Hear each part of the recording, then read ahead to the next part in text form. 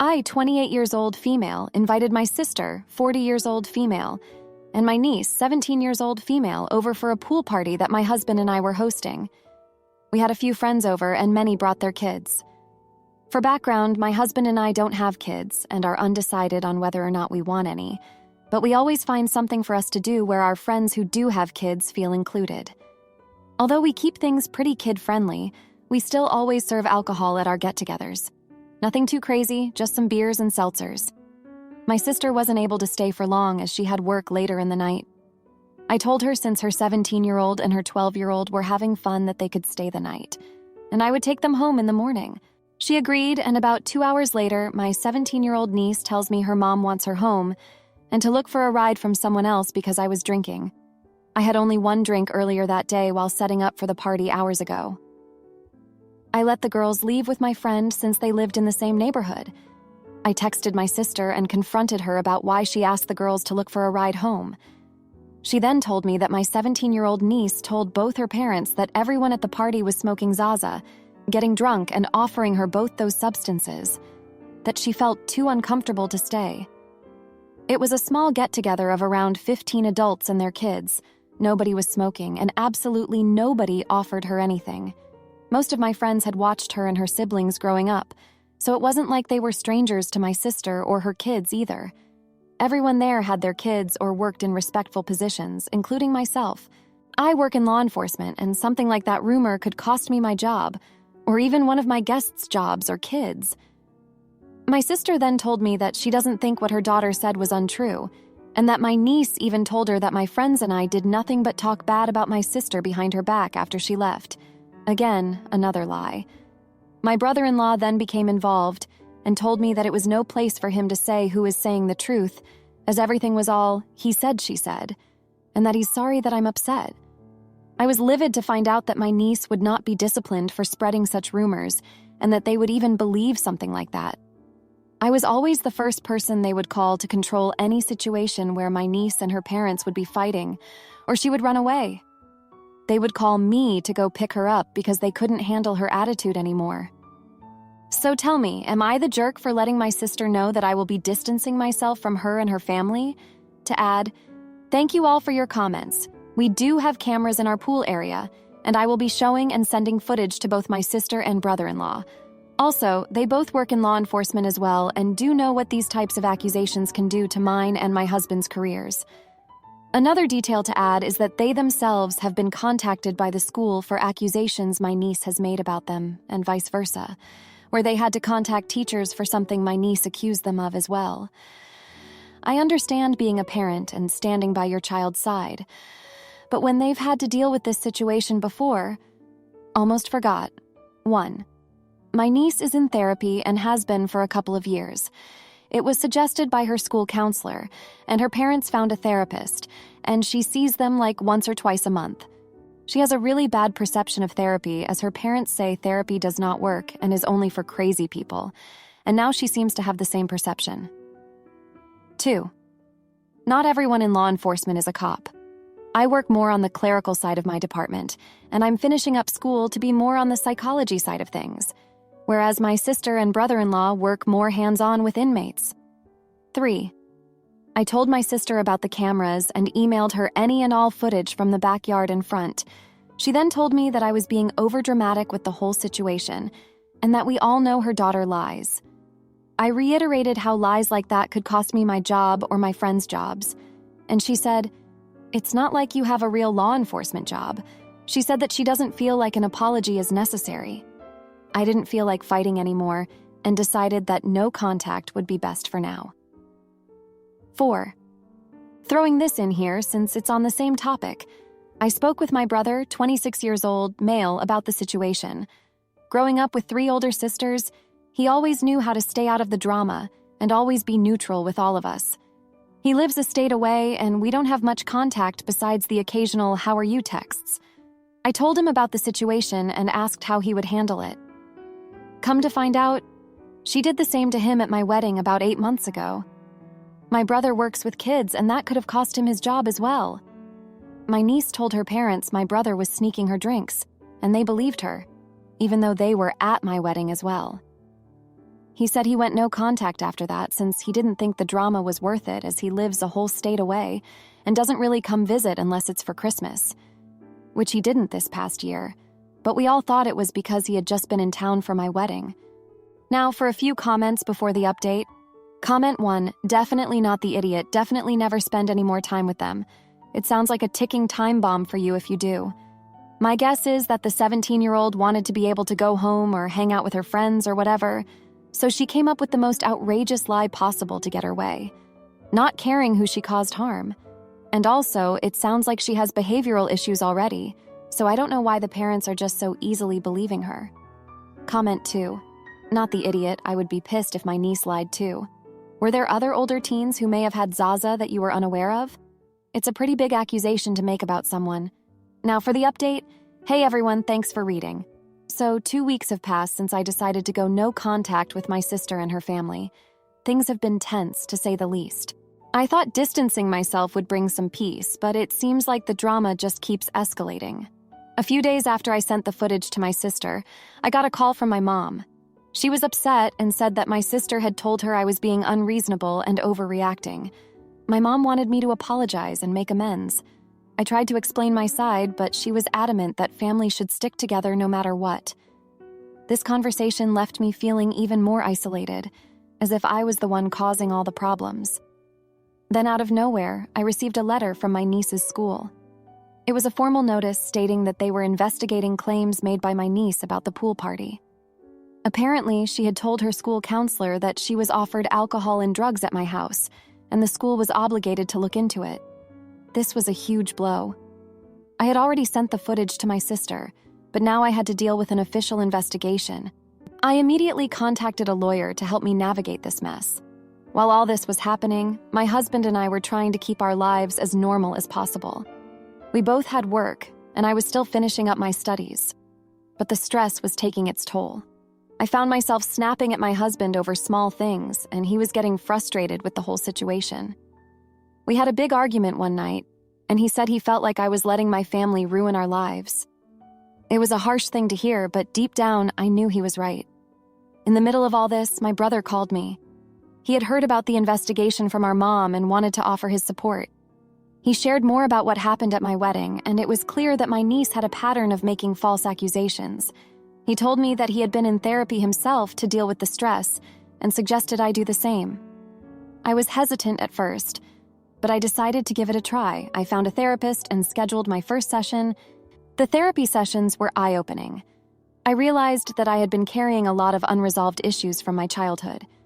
Growing up, my sister was always the favorite, and I often felt like I had to prove myself. This need for validation had seeped into my adult life, and it was affecting my relationships. My therapist helped me see that I needed to set boundaries, not just with my sister, but with everyone in my life. Meanwhile, the investigation by the school was ongoing. I provided them with the footage and statements from my friends who were at the party. It was a stressful process, but I was confident that the truth would come out. However, the damage was already done. My reputation at work was affected, and I had to take a leave of absence to deal with everything. My husband was supportive, but I could see the strain it was putting on our marriage. One night, I got a call from my sister. She was furious that I had involved a lawyer and said that I was blowing things out of proportion. She accused me of trying to ruin her family and said that my niece was now even more upset and acting out.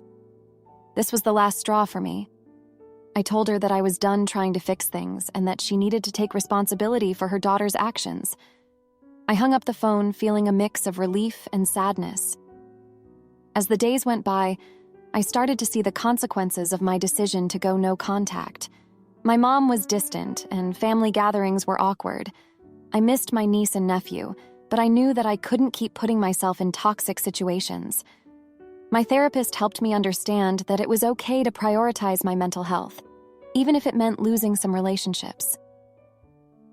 In one of my therapy sessions, I opened up about my childhood. My sister and I had always had a complicated relationship. She was the golden child, and I was the one who had to work hard for everything. This dynamic had created a lot of resentment, and it was clear that it was still affecting me. My therapist suggested that I write a letter to my sister, not to send, but to get my feelings out. It was a cathartic experience, and it helped me see things more clearly. I also started to reflect on my relationship with my niece. She had always been a troubled child, and her parents' dismissive attitude towards therapy had only made things worse. I remembered a time when she was younger, and I had taken her to a park. She had confided in me about how she felt like she could never do anything right. It broke my heart to see her struggling, and I had tried to be there for her as much as I could. But now, it was clear that she needed more help than I could provide. The investigation by the school eventually concluded, and I was cleared of any wrongdoing. It was a huge relief, but the damage to my reputation was done. I decided to take a break from work and focus on my studies and my mental health. My husband and I started couples therapy to work through our issues, and it was helping us communicate better.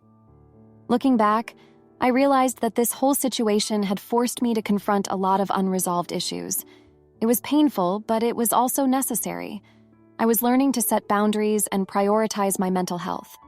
It wasn't easy, but I knew it was the right thing to do. Thanks for reading. Am I the idiot for refusing to fund my ex's daughter's birthday party after discovering his affair with his ex-girlfriend? I, female, 43 years old, broke up with my ex, Charlie, male, 42 years old, last spring, after finding out that he cheated with his ex, Sandy, female, 34 years old. We were together for 3 years, during which I was a very committed stepmother to his kid, Sarah, female, 17 years old. She and I never acted like mother-daughter, but I was the go-to adult when she had problems or needed anything because she and her mom don't get along. And my ex would try to help, but his solutions weren't very effective. 1.5 years ago, I completed a very ambitious project for a large company. I started getting paid, but bonuses and royalties only came in this year, upon launching. I was so happy and grateful that I opened accounts for my kids. I decided to gift Sarah the birthday party that she wanted. Her birthday falls in July, and she wanted a pajama party for 25 people, with a big bash, fancy cake, balloons, a DJ, and to go along with her friends to stay in a hotel out of town. This would be for her 18th birthday. So I set up a savings account under my main bank account. Charlie ended up asking me to help him fund a business idea, but I declined for a variety of reasons. We were not married, and I prefer to go solo. His business idea sucked because he was inventing the wheel, and I would be funding everything. We ended up having to close the conversation because he got angry and said he needed a helpful partner by his side, and I responded that I was taught not to give men my money. I know I was harsh, and I apologized. I began to feel very insecure when Charlie started to criticize my makeup and personal style. He also praised other women to my face, and I felt horrible. Early in the relationship, we had issues because of his communication with Sarah, his ex, which resulted in him promising to cut her off. Fast forward, and I began to notice that Sarah was very active on his family's social media. She liked and commented a lot, so I asked him if they were still in contact because it just didn't make sense. He denied it. I went on a 10-day business trip, and our communication was very off. He would only take my calls until early in the night and became very vague about his daily activities. I couldn't reach him at all for 2 nights on several days apart. He sounded weird when we finally talked, so I lied about having to delay my return date for a few days and arrived 1 day earlier instead. I came home to find used condoms in the trash. My world was shattered, and I threw up. His face changed when he saw me home. He also claimed to have been at his mother's house until late. I said I was sick when he asked what was going on and didn't mention anything, but he rushed to take out the trash and do the laundry. I got into his phone, I know it's wrong, and found hundreds of messages from his ex, pictures, voicemails, and conversations as if they had never broken up. He consulted her about things, told her about his day, etc. Then I found a family chat that made me sick. He, Sarah, and Sandy spent a whole 2 days at a camping site last year when I went to visit family, and there were pictures from last Christmas with his ex at his mother's house. Obviously, he had a full-blown relationship behind my back, and his entire family was aware of it. I directly confronted him, and he tried to deny it until I played one of the voicemails. I couldn't take the humiliation, so I moved out weeks later.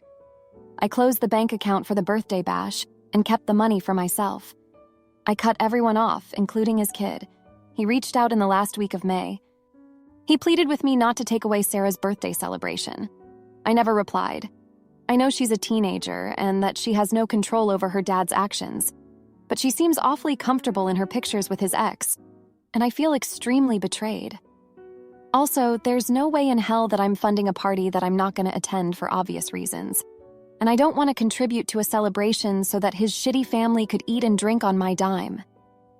Sarah's mom always had separate celebrations for her, and her gift was supposed to be a camping trip. My ex's family cannot afford the celebration unless they saved way in advance. My best friend says that maybe I can send Sarah a gift if I find it in myself to forgive her actions, but I don't feel like it.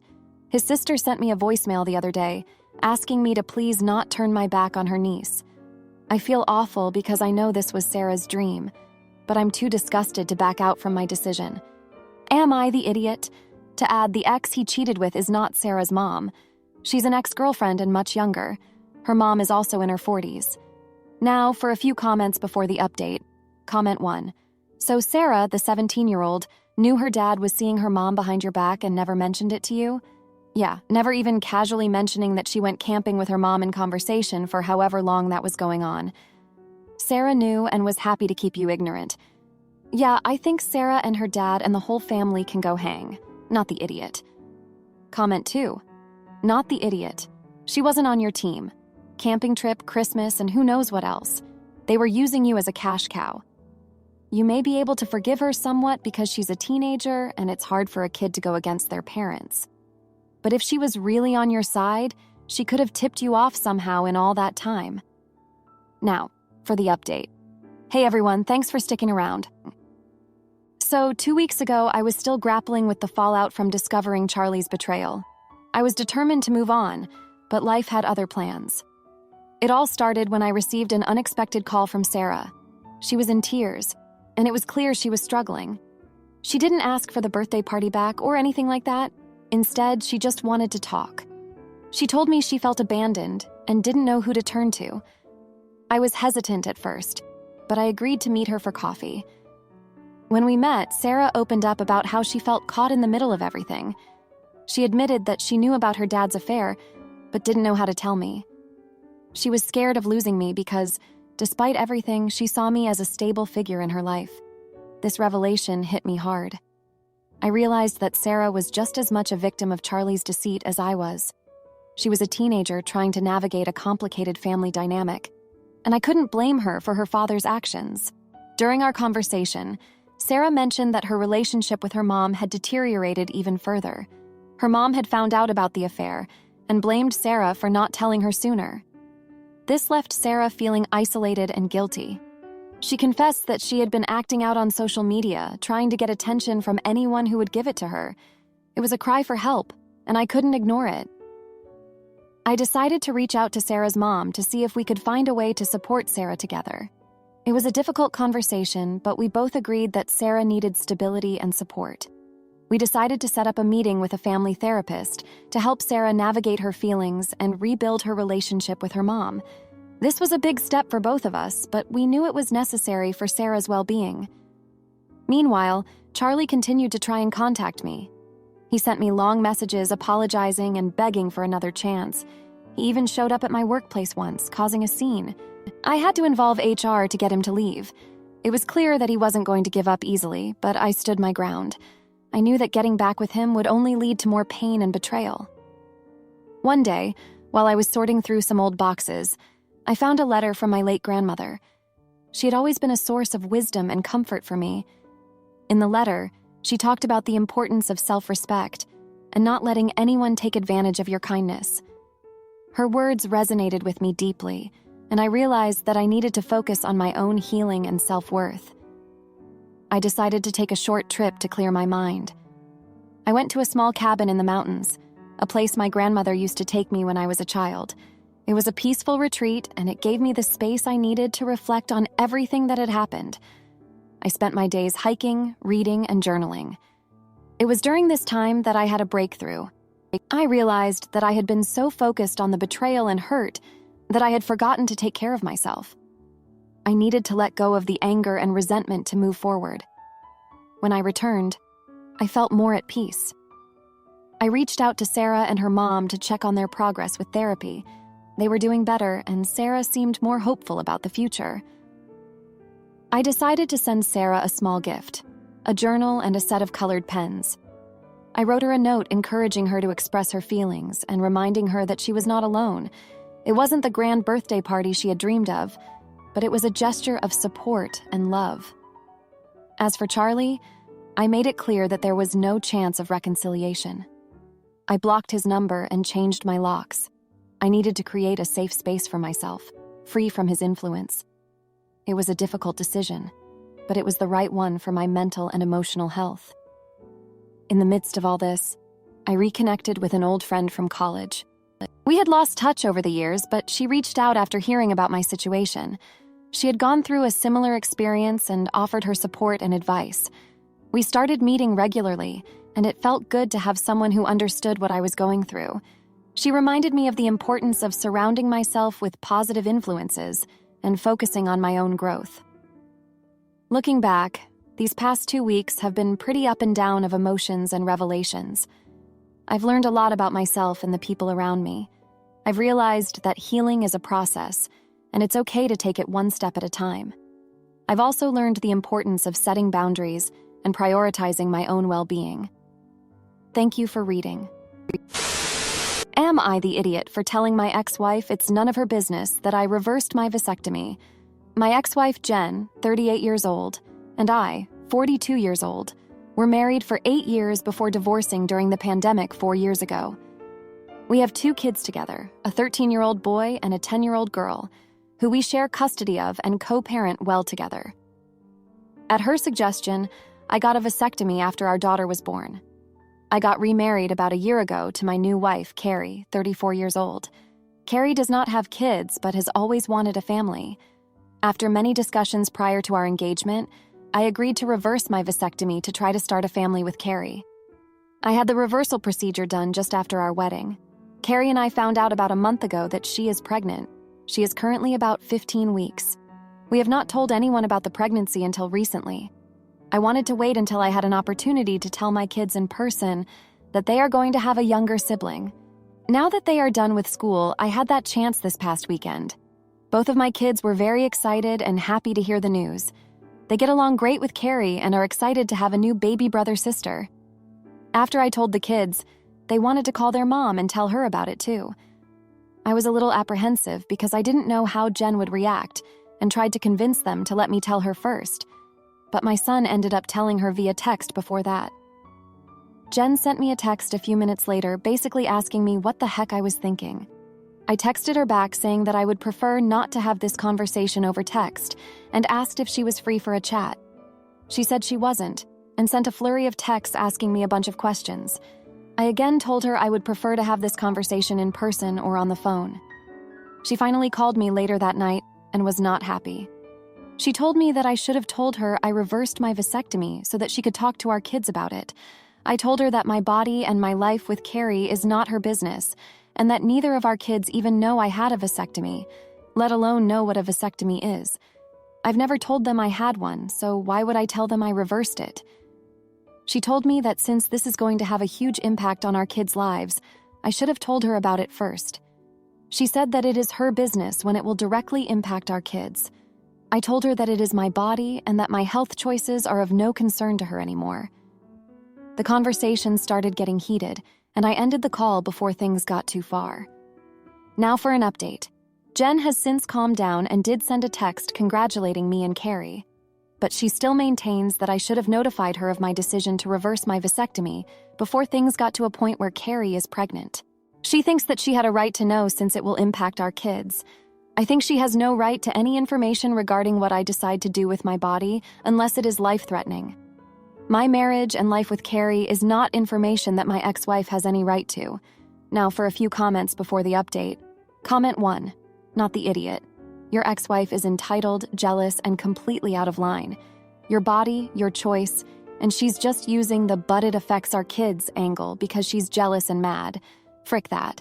You informed your kids when you found out you were pregnant, and you did owe them that. Neither your ex-wife nor your not even teenaged kids get to decide if you have more children.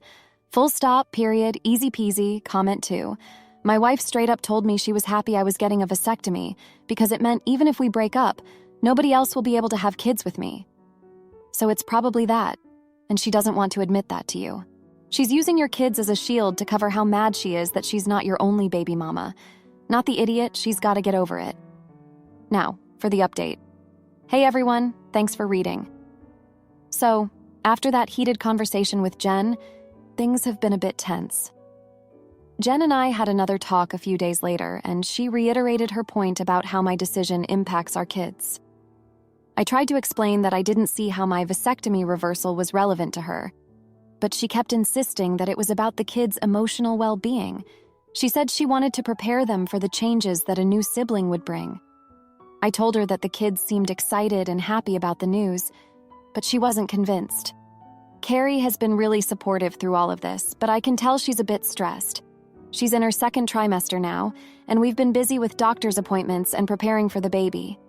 The other day, we went shopping for some baby clothes and nursery items. It was supposed to be a fun outing, but I could see that Carrie was a bit distracted. When I asked her about it, she admitted that she was worried about how Jen's reaction might affect our family dynamic. She's always wanted a family, and she's scared that this tension might ruin what we have. Meanwhile, my son has been acting a bit off. He's usually very talkative and energetic, but lately he's been quieter and more reserved. I asked him if everything was okay, and he said he was just tired from all the summer activities. But I have a feeling it's more than that. My daughter, on the other hand, seems to be taking everything in stride. She's been drawing pictures of the baby and talking about how she's going to help take care of her new sibling. Last weekend, we had a family barbecue at my place. I invited Jen and her new boyfriend, Mark, to join us. I thought it would be a good opportunity for everyone to get together and maybe ease some of the tension. Jen was hesitant at first, but she eventually agreed. The barbecue started off well enough. The kids were playing in the yard and everyone seemed to be getting along. But then, out of nowhere, Jen brought up the vasectomy reversal again. She said she still couldn't believe I hadn't told her about it and that it felt like a betrayal. I tried to steer the conversation away, but she wouldn't let it go. Mark tried to calm her down, but she snapped at him too. The whole thing ended with Jen storming off and taking the kids with her. After they left, Carrie and I sat down and talked about what had happened. She said she felt like she was caught in the middle of a war between Jen and me. I told her that I didn't want her to feel that way and that I would try to smooth things over with Jen. But deep down, I was frustrated. I felt like no matter what I did, it was never going to be enough for Jen. A few days later, I got a call from my son's school counselor. She said that he had been acting out in class and seemed very stressed. She asked if there was anything going on at home that might be affecting him. I told her about the new baby and the tension with Jen. She suggested that we all come in for a family counseling session. I agreed, hoping that it might help us all get on the same page. The counseling session was eye-opening. The counselor asked each of us to talk about how we were feeling. My son admitted that he was scared about the new baby and how it would change things. He said he felt like he was being pulled in different directions and didn't know how to handle it. My daughter said she was excited, but also a little nervous. Jen admitted that she was struggling with the idea of me having a new family and felt like she was being replaced. Carrie said she just wanted everyone to get along and be happy. The counselor suggested that we all try to communicate more openly and honestly with each other. She said that it was important for the kids to see that we were all working together as a team. She also suggested that Jen and I have a separate session to work through our issues without the kids present. Jen and I had that session a few days later. It was tough, but we managed to talk through some of our issues. Jen admitted that she was still hurt by the divorce, and that seeing me move on and start a new family was difficult for her. I told her that I understood, but that I needed her to respect my decisions and my new life with Carrie. We agreed to try to be more respectful and understanding of each other's feelings. Since then, things have been a bit better. Jen and I are communicating more, and the kids seem to be adjusting. My son is still a bit reserved, but he's starting to open up more. My daughter is as enthusiastic as ever. Carrie and I are focusing on preparing for the baby and trying to create a positive environment for everyone, but there's still a lot to work through. Jen and I have a long way to go in terms of co-parenting and finding a balance that works for everyone. And with the baby on the way, there are bound to be more challenges ahead. But for now, We're taking it one day at a time and trying to make the best of the situation. Thanks for reading. If you liked this video, you'll probably like these too. Also, while you're here, please consider subscribing. It's your support that keeps this channel alive and allows me to make better and longer videos. Have a great day!